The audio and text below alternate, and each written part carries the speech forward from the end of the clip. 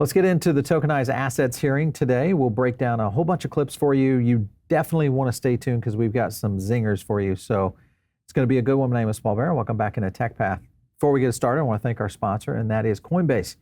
If you're brand new to crypto, maybe you're getting ready to start your crypto journey, this is the one exchange that you guys can do it with, and it's very simple to sign up over there. Just go to coinbase.com. The future of money is here. There are some options here where you can get up to $200 in crypto by just using our link down in the sign up and get going on it. Maybe you're brand new and you're thinking, this is my first chance to start getting into the crypto game. I want to buy some Bitcoin, some Ethereum, maybe an altcoin, a meme coin, whatever it might be.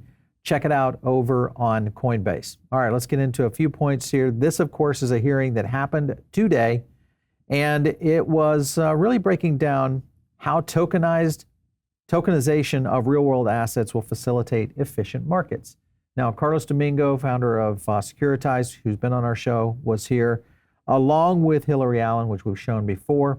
We're going to break down all of this and get into it because there's a couple of potential bills that are at stake here. One, of course, is the development of tokenized securities and derivatives, and then also the Tokenization Report Act of 2024. All of these are being represented, and they're basically going through this in the hearing. Let's go to this first clip, kind of get you guys caught up. Listen in. I'm concerned that financial institutions will be incentivized to simply tokenize basic securities that are commonly exchanged. Indeed, some shareholders might insist that company management use that approach to avoid compliance costs.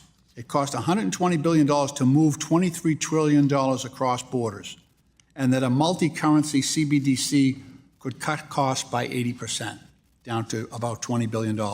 It seems the only uptake has been by the crypto industry for tokenization, whose products are primarily used by gamblers and criminals.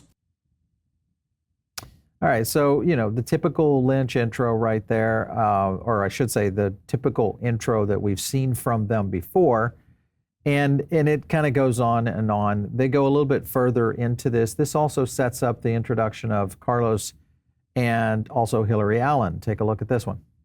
Carlos Domingo. Carlos is the co-founder and CEO of Securitize.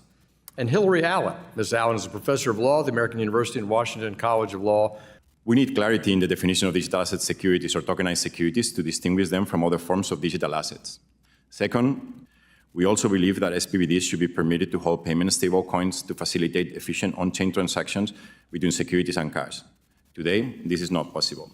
Third, tokenized securities must be allowed to flourish on public permissionless blockchains, in addition to private permission chains, to realize the benefits of blockchain technology. These suggestions are critical aspects of what tokenized securities framework should include. This is currently the model chosen by the European Commission for Europe, and US entities should be able to realize similar efficiencies and capabilities. Now, I know that there's a strong narrative about this being transformative technology. I fell into this trap when I first started writing about Bitcoin nearly a decade ago. So these kinds of blockchains can't process large volumes of transactions, and the delays and fees can be significant at peak times. So why use the public permissionless blockchain in the first place? Furthermore, tokenized deposits may speed up payments processing for the already banked, but tokenized deposits will not bank the unbanked. They require constant monitoring and maintenance to address bugs and cybersecurity issues. But it is often unclear who they are, what powers they have, who is funding them, or how they are chosen. Could they be bad actors? Can they always be counted on to get the blockchain up and running again in a timely manner after an outage? What if they just give up on the blockchain? Could the assets hosted on that blockchain be lost? All right, so a lot of things happening there. I think, you know, the one major thing is the issue that she's kind of referencing a decade ago in terms of her research versus some of the things that have been happening here within the blockchain technology really in the last 18 to 24 months, which has pretty much revolutionized, I think, the direction of it. And like most technology, it advances much quicker as things start to develop. That's the case that we're starting to see, hence tokenized assets are becoming such a talking point, but also very important situation right now, of course, from a regulatory standpoint, but also from a financial standpoint. So she's kind of talking about things that really she doesn't know about just yet. But hopefully that will change during all of this. All right, so let me go to this next clip, which is Carlos talking a little bit more about the middlemen and where the yields are going, how all this is basically being done and it can be circumvented. Take a look. So tokenization obviously provides a much more efficient way of managing the underlying securities of a fund. It provides automation for things like redemptions, dividend payouts, et cetera, that can lower the cost of actually maintaining a fund. Typically, dividends are delayed into reaching the hands of the investors after the company has basically transferred those to the transfer agent, and transfer agent tend to hold the dividends for as long as they can to try to monetize on the asset not being transferred to investors. And I think this technology can improve how money flows from companies to investors, so investors can redeploy their assets and get better returns. So he's right. Yeah, I mean, this is the situation where we will start seeing returns coming in. And once that we see a stablecoin bill start to roll out in Congress and really lining up with what MiCA has done within the EU, which remember is happening at the end of this month, we'll have these kind of products starting to go into the market. All of these kind of things will become very apparent, I think, to many of the lawmakers and, of course, many financial instrument companies as well. Now, Alan goes a little bit further into this, and part of what she goes into is now the GameStop topic. So listen to what she has to say here. When is something efficient enough such that making it more efficient will introduce too many fragilities and be counterproductive in the long run? Ms. Shakar, DTCC is the most important behind-the-scenes company, and you were very involved, not you personally, but DTCC, very involved in the GameStop mania, where Robinhood woke up in the middle of the night trying to make margin.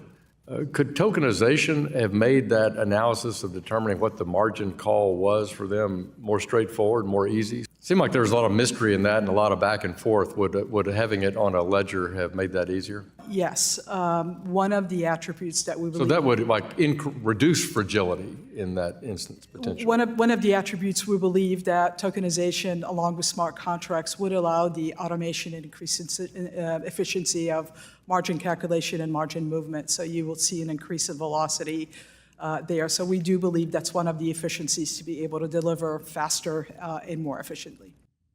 This is one of the things that I think Larry Fink, of course, has woken up to blockchain and understands now, and so much so that he's wanting to accelerate the whole process of tokenized securities and tokenized assets in the real world in a big way. And I think this aligns with it much to what she was trying to do, Hillary was trying to do around the whole issue with GameStop. Now, it doesn't stop here, and we've got a couple of clips. There's one at the end that you got to stick around for, though. It is unbelievable that this is being said on and in Congress.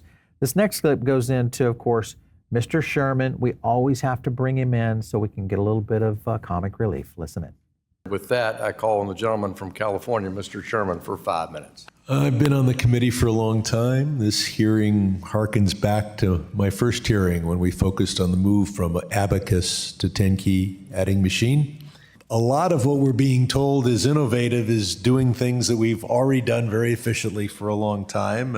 Professor Allen, in your written testimony, you mentioned that this provision in FIT 21 would be very attractive to issuers who seek to avoid SEC oversight. What would that mean for retail investors? If the FIT 21 were to become law, that new Title II would basically allow you to slap a blockchain on any kind of investment contract, and therefore it becomes magically exempted from the securities laws. And So tokenized securities are recorded on blockchain. They are no different than traditional securities. Tokenized stock or a tokenized bond is still a bond or a stock when it's, whether it's a traditional ledger or a blockchain ledger. I think it's important to remember tokenization does not change the nature of the asset.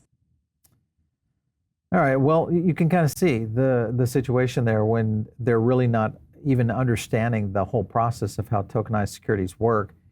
This next clip goes into a little bit about SAB 121 and how it basically kills one of the biggest categories for banks, which is going to be tokenized securities and tokenized assets. Take a look at what they had to say there. Do you agree that under the current regulatory regime created by Chair Gensler, we do not have the necessary flexibility to fully realize the capability of blockchain technologies? Yes, so as SAB 121 is currently written, the definition of crypto assets is very broad. So it encompasses potentially tokenized securities, even if it's a traditional security recorded on a blockchain ledger.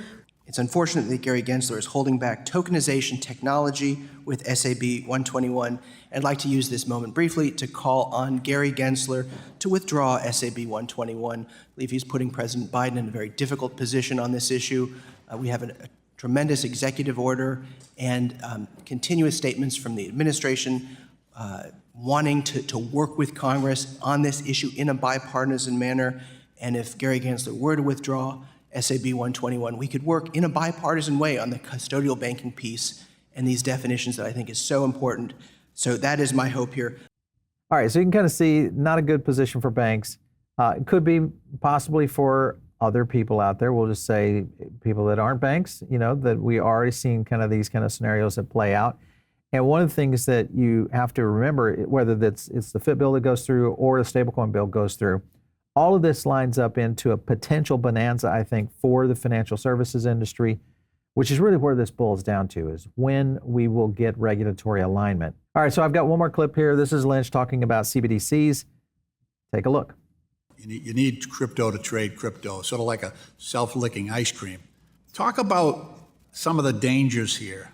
Thank you very much for that question. I mean, I think there's several gradations of risk. In unexpected circumstances, things can blow up. No computer programmer can think of all future states of the world. So let's just sort of think about this. You've got a bunch of different tokenization systems. Wouldn't you need a central bank, sort of a one central, not necessarily reserve, well, sort of like a reserve currency where everybody could exchange their tokenized assets, one that everybody recognizes and respects? Some people say that stablecoins should be a settlement asset. I think that is a terrible reason. I really think that the settlement asset has to be some kind of central bank money, ultimately. All right. Long story short, stablecoins aren't currently used for making payments for a cup of coffee. That's a sort of a narrative that is incorrect. Right now, they're helpful for gambling. You can stake them or use them. Well, that's one of the laws you try to evade. Yeah. And we're told that innovation is wonderful, but then this Congress passes a bill against even studying CBDC. It's certainly not a hearing about central bank digital currency. And what a terrible idea that is. By all means, Mr. Lynch, continue to study it. Know and come to the conclusion that it is a terrible idea, particularly the one currently conceived.